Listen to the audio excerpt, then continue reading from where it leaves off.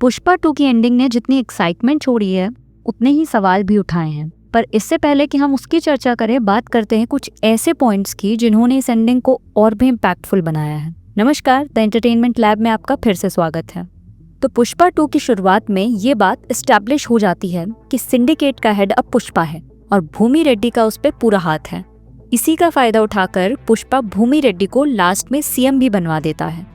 यहाँ पे भूमि रेड्डी उसे अपने पॉलिटिकल पार्टी हेड प्रताप से मिलवाता है, जो कि पुष्पा के डेयरिंग और उसकी पार्टी को फंड देने की एबिलिटी से इम्प्रेस हो जाता है। लेकिन प्रताप यहाँ भूमि को सतर्क भी करता है कि पुष्पा कहीं हाथ से निकल ना जाए और उनके लिए ही खतरा ना बन जाए। भूमि रेड्डी को सीएम बनाने के लिए और अपना बिजनेस बढ़ाने के लिए पुष्पा चंदन की लकड़ियों की तस्करी को इंटरनेशनल लेवल पे ले जाता है। वो अब मालदीव्स जाता है और वहाँ के डॉन उसे 2000 करोड़ का ऑर्डर देता है, जिसे पूरा कर पुष्पा इतना बड़ा आदमी बन जाता है कि पूरा शहर उसके अंडर आने लगता है। दूसरी तरफ एसपी शेखावत पुष्पा 1 में हुए अपनी बेइज्जती का बदला लेने के लिए पूरी तरह से पुष्पा के पीछे पड़ जाता है और उसके चंदन की तस्करी रोकने का पूरा ट्राई करता है। एक बार वो पुष्पा के सभी आदमियों को पकड़ के जेल में बंद कर देता है तो पुष्पा पूरा का पूरा पुलिस स्टेशन ही खरीद लेता है। दूसरी बार शेखावत पुष्पा के 2000 करोड़ की माल को पकड़ लेता है, लेकिन इस बार फिर से पुष्पा उसे बेवकूफ बना के असली लकड़ियां किसी न किसी तरह से बेच देता है। लास्ट में अपनी हार और बेइज्जतियों के बाद शेखावत पागल हो जाता है और नकली चंदन की लकड़ियों का पूरा कंसाइनमेंट खुद जला देता है और वो खुद उसी जलती लकड़ियों के बीच दिखाया गया है। पर वो मरेगा नहीं, बल्कि नेक्स्ट पार्ट में भी हमें देखने को मिलेगा। और जैसे कि हम लोग पुष्पा 1 से एक चीज जानते हुए आ रहे हैं कि पुष्पा का सौतेला भाई मोहन पुष्पा को अपना सरनेम यूज नहीं करने देता और मुलेटी परिवार का हिस्सा नहीं मानता, लेकिन मोहन की बेटी पुष्पा को चाचा कह के बुलाती है। और यहाँ पे एक बार माता की पूजा में कुछ लोग मोहन की बेटी के साथ बदतमीजी करते हैं, जिसपे पुष्पा काफी भड़क जाता है और उनको बहुत मारता है।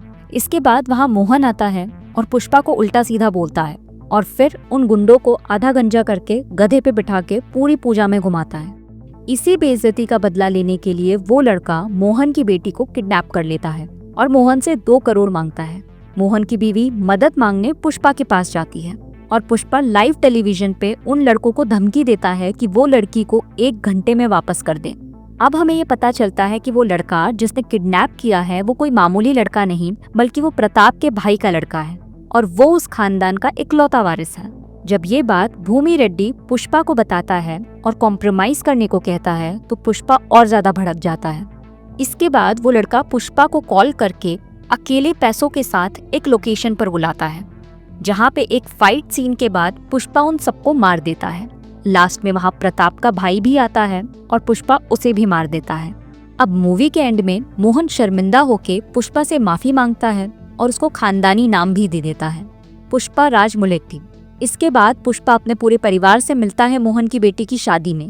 दूसरी तरफ प्रताप अपने भाई और भाई के लड़के का अंतिम संस्कार करता है और किसी एक आदमी का इंतजार कर रहा होता है और लास्ट में एक गुलदस्ता उसके पास पहुंचता है। वहीं दूसरी तरफ शादी में सेम गुलदस्ते में बॉम्ब होता है और एक आदमी कहीं दूर उसका ट्रिगर लेकर खड़ा होता है। वो आदमी बॉम्ब ब्लास्ट करता है और वहीं पर मूवी खत्म हो जाती है।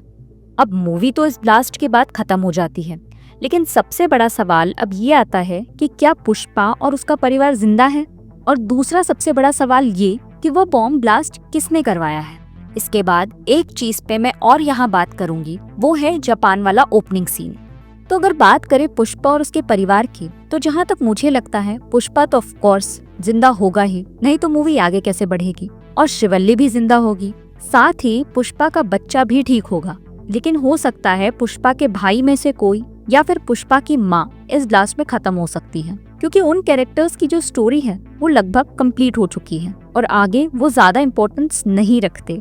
और किसी के खत्म होने के बाद पुष्पा की तरफ से भी बदला लेने की भावना जागेगी। बट अगर मैं अपना फाइनल प्रेडिक्शन दूं तो पुष्पा तो जिंदा ही होगा। अब बात करते हैं पुष्पा की फैमिली पे ये अटैक करवाया किसने। तो ये बात तो साफ है कि वो कैरेक्टर जो हमें लास्ट में दिखा था उसका ही हाथ है इस अटैक में और उसी ने बॉम्ब ब्लास्ट करवाया है और उसको ये काम किसी और ने नहीं बल्कि पार्टी हेड प्रताप ने ही दिया होगा। अगर आपने ध्यान दिया है तो जब प्रताप अपने भाई और उसके बेटे का अंतिम संस्कार कर रहा था, उससे मिलने मंगल शीनू, भूमि रेड्डी और बाकी कई लोग आए थे, लेकिन उसकी नजर किसी और का इंतजार कर रही थी। पर वो आदमी वहां नहीं आता, पर एक गुलदस्ता भेजता है जिसमें एक सांप से लपेटे हुए स्कल का लोगो भी होता है। अब हो ना हो ये कोई इम्पोर्टेंट कैरेक्टर है जो कि मेन विलेन होने वाला है पुष्पा 3 द रैम्पेज मूवीज में, क्योंकि जैसे हमें एक एज पर छोड़ा गया है और इस इंसान का सिर्फ बैक से व्यू दिखाया गया है, तो हो ना हो ये कोई नया कैरेक्टर ही है। अब हम यहाँ प्रताप के कैरेक्टर के बारे में थोड़ा जान लेते हैं। मूवी के बीच में अगर आपने ध्यान दिया हो तो एक सीन में भूमि रेड्डी पुष्पा को समझा रहा था कि वो प्रताप से पंगा ना ले। प्रताप कोई मामूली नेता या पैसे वाला आदमी नहीं है, बल्कि उसने काफी लोगों को मौत के घाट उतारा है और तभी वो आज इस कुर्सी पे बैठा है। तो प्रताप जब खुद इतना बड़ा पॉलिटिशियन और गुंडा है, लेकिन पुष्पा को मारने के लिए उसने जिस इंसान को कॉन्ट्रैक्ट दिया होगा वो प्रताप से भी बड़ा विलन है, जो कि हम नेक्स्ट पार्ट में देखेंगे।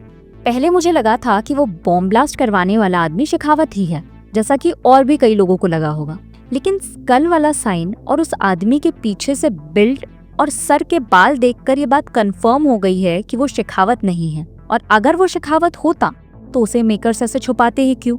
अच्छा, बात करते हैं उस जापान वाले ओपनिंग सीन की, जहाँ पे ये देखने को मिलता है कि पुष्पा इंटरनेशनल जा चुका है और वो कुछ जापानीज से लड़ रहा है। यहाँ आप ध्यान दे तो ये कोई सपना नहीं बल्कि पुष्पा 3 से कनेक्ट करती हुई एक स्टोरी है, क्योंकि ट्रेलर में हमने भर भर के जापान के फाइट सीन्स देखे हैं और मूवी के शुरुआत में भी पुष्पा ने जैसे कि इस मूवी में बता दिया है कि वो इंटरनेशनल जाएगा और मालदीव्स के डॉन से बिजनेस करने के बाद ये साबित भी कर दिया है।